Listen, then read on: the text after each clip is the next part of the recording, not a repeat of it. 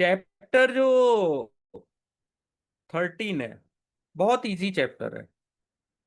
Easy means 1 time 2 time आप revision करिए, read करिए चैप्टर को, आपको बहुत सारे पॉइंट इसके क्लियर समझ में आने लगेंगे। ठीक है।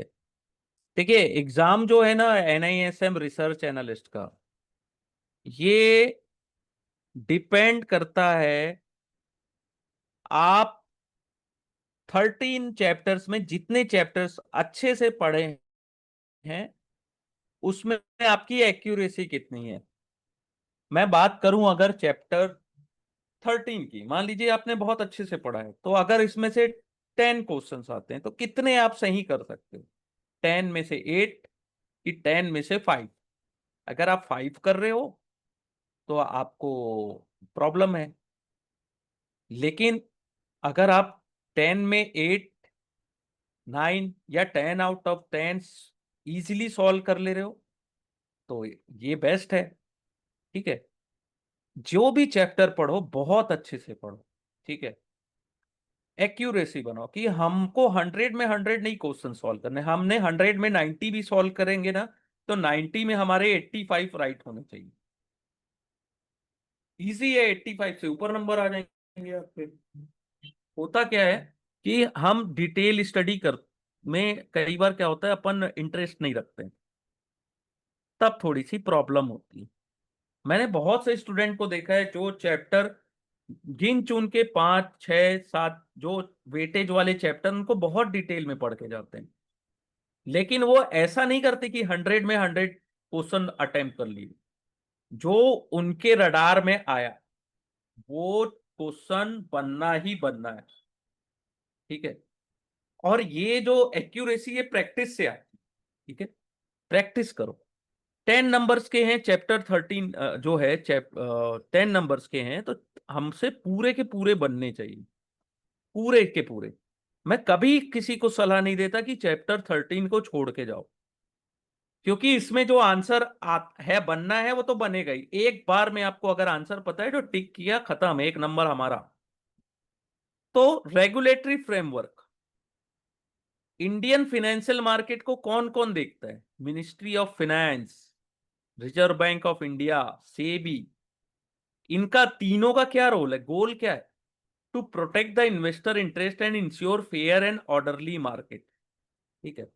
की सिक्योरिटीज लॉ क्या है? पहला है SCRA, security contract regulation act 1956, which govern stock exchange recognisation, demutualisation, trading rule, and the SEBI act 1992 to protect the promoters and investor in securities market और promote the development and regulate the securities market. Also provide the rule of insider trading 2015। ठीक है। Two और SEBI also issued prohibit trading on unpublish price sensitive information, जो 2003 का है। To ban market fraud, the take over code of share acquisition and SEBI research regulation. SEBI research analyst regulation कब आया था? 2014 में। सेबी आरए के लिए रजिस्ट्रेशन क्या है कि आपको सेबी सेबी का रजिस्ट्रेशन चाहिए। Person already issuing research and need not separately registered at RA. ठीक है। They compile with the chapter 3 of RA regulation. Chapter 3 ये याद रखिएगा। क्वालिफिकेशन क्या चाहिए? ग्रेजुएशन और professional degree in finance, commerce, economics और एनआईएसएम रिसर्च एनालिस्ट का सर्टिफिकेट चाहिए और equivalent CFA chartered finance CFA होना चाहिए। ठीक है। और एनआईएसएम का सर्टिफिकेट आपका रिन्यू होना चाहिए बिफोर एक्सपायरी। ठीक है।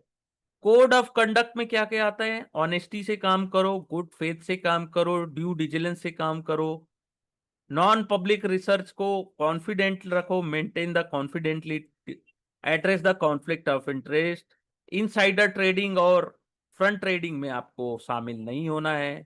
ठीक है। Conflict management and disclosure, RA must have return policy. Return policy होनी चाहिए to prevent and manage conflict by segregating research from other business activity. ठीक है। Analyst must disclose all material state in their report. ठीक है, किसी भी stock में आपका पर्सनल इंटरेस्ट है या आपने होल्ड करके रखा है या आपके रिलेटिव्स ने होल्ड करके रखा है, उसके बारे में आपको उस रिपोर्ट में डिटेल में बताना है। ठीक है। Trading and compensation restrictions, personal training bye analyst जो होती है वो मॉनिटर की जाती है। अगर आप आ रहे हो तो आपकी पर्सनल ट्रेडिंग को मॉनिटर किया जाएगा। Regulation 16 prohibit RA from dealing in security. Regular 16 के अनुसार, ये याद रखिएगा, आप ऐसे सिक्योरिटीज में डील नहीं कर सकते जो 30 दिन पहले आपने दिया है, और 5 days after a report publication, 30 दिन पहले और 5 दिन बाद।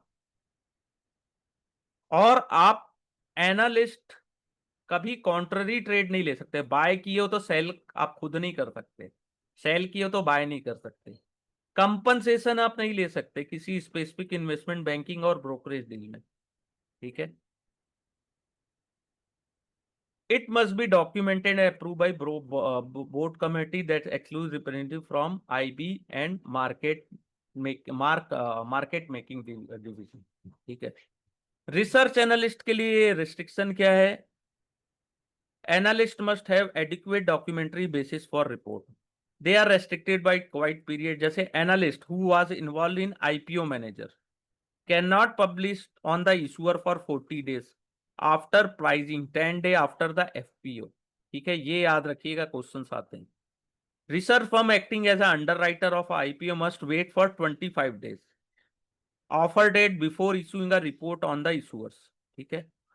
एक्सचेंज सर्विलेंस किसके पास होता है? GSM। SEBI and stock exchange use graded surveillance measure to flag risky stocks जो लो नेटवर्थ के हैं। ठीक है। और company with net worth of less, क्या है, लेस देन 10 crores और equal to, trading at negative P and P more than twice the market index P. ये क्वेश्चन ऑलवेज आता है सर, ऑलवेज ऑलवेज। ठीक है।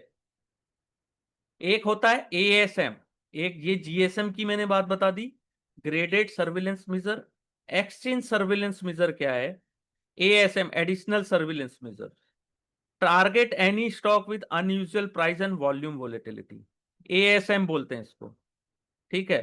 और वाइड इंट्राडे स्विंग हो रहा है, large change over 1 to 12 month span, तो concentrated trading by top clients, stock put on ASM, have their margin required rise 80% and possibly to 100%, face strict trading limit.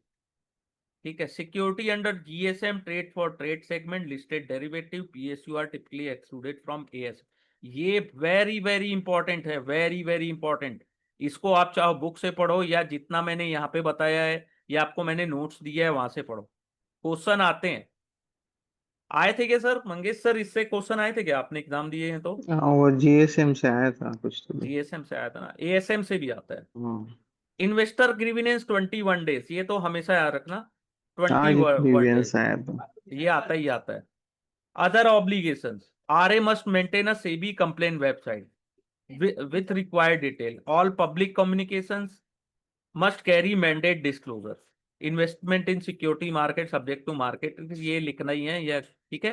चाहे वो mutual fund हो, चाहे कि कोई भी पब्लिक कम्युनिकेशन हो, research report आप डिस्ट्रीब्यूट करते हो पब्लिक को, तो ये डिस्क्लोजर आपको देना है। ये जो मैंने बताया बहुत इंपॉर्टेंट है। लेकिन इसके अलावा अभी मे बी संडे नहीं, अभी अपन क्या करेंगे, कंटिन्यू अभी आप लोग रिवीजन करिएगा, क्योंकि अभी फेस्टिवल सीजन भी स्टार्ट हो जाएगा, तो मे बी बहुत से लोगों को फेस्टिवल में भी पार्टिसिपेट करना जरूरी है। एग्जाम तो आते जाते रहेंगे। मैं किसी एक दिन इस चैप्टर को पूरा डिटेल में, यानी कि जो वर्कबुक से पूरी डिटेल में पढ़ के इंपॉर्टेंट इंपॉर्टेंट और पॉइंट्स इसमें ऐड करूंगा। ठीक है। क्योंकि ये तो ठीक है आता है, लेकिन हमको नॉलेज होना चाहिए, या हो सके तो जैसा मैंने आपने बोला था सर। ठीक है, मुझे याद है वो चीज कि आपने बोला था कि चैप्टर जो 13 है उसको डिटेल में पढ़ने के लिए, तो एक दिन 2 दिन मैं इसकी भी क्लास लूंगा। ठीक है। कि अपन इसको और डिटेल में पढ़ सकें, क्योंकि ये चैप्टर देखिए 10 नंबर्स का तो आता है, 10 में 10 तो मिल भी सकता है इसमें, लेकिन मेरा कहना है कि इसको नॉलेज बेस्ड पढ़ा जाए, हम लोग और नॉलेज के लिए इसको पढ़ेंगे। ठीक है। इसके अलावा न्यूमेरिकल्स की क्लास एक सेपरेट लूंगा, लेकिन उससे पहले आप लोग प्लीज रिवीजन अच्छे से कर लीजिए पूरे चैप्टर्स के। जिस चैप्टर से न्यूमेरिकल्स आते हैं उसके तो एटलीस्ट उसके रिवीजन कर लीजिए, चैप्टर 3, 8 और 10, 3, 8, 10। और अपन ने जो बीटा वाला जो लास्ट क्लास में बीटा पढ़ा है उसको, तो वहां से भी हम लोग बहुत सारे न्यूमेरिकल्स को सॉल्व कर लेंगे। एग्जाम उसके बाद आप जब चाहो दे सकते हो। ठीक है, वो आपके ऊपर है, आपकी तैयारी, आपका कॉन्फिडेंस किस लेवल का है। तो यहाँ पे कुछ मैंने एमसीक्यू भी लिख के रखे हैं। ठीक है, ये डिपार्टमेंट वाला भी क्वेश्चन आता है sir. Which department of government of India is the nodal agency for formulating macro and capital market policies? तो डिपार्टमेंट ऑफ इकोनॉमिक अफेयर्स। ठीक है। What is the primary objective of SEBI act 1992? ठीक है, तो protect investor invest and regulate the securities markets, option C. ठीक है, इसका थोड़ा एक्सप्लेन भी मैंने कर दिया है। ठीक है, under the security contract regulation SCRA which power is granted concerning a recognised stock exchange? ठीक है, तो इसका आंसर है B. SEBI can supersede the governing body of the exchange, ये याद रखिएगा, इससे भी क्वेश्चन शायद आया होगा, एक दो बार आता है इसमें से क्वेश्चन, सेबी का जो सुपरसेट पावर है। वैसे ये SEBI research analyst regulation 2014, a person can only act as a research analyst if he or she hold a SEBI certificate as a RA। ठीक है, ये बहुत इजी इजी क्वेश्चन है, इसको मैंने एक्सप्लेन भी किया हुआ है। ठीक है, आप लोगों से एक सब क्वेश्चन बन जाएंगे, GSM से रिलेटेड, ASM से रिलेटेड क्वेश्चन हमेशा आते हैं। ठीक है, इसको अच्छे से देख लीजिएगा। और कोई क्वेश्चन जो आप लोग पूछना चाहते हो या कोई सजेशन मेरे को देना चाहते हो कि मैं और क्या ऐड करूं, तो आप लोगों का, आप लोग और अच्छे नंबर ला सको, क्योंकि आप लोगों का अच्छा नंबर लाना मेरे लिए बहुत जरूरी है।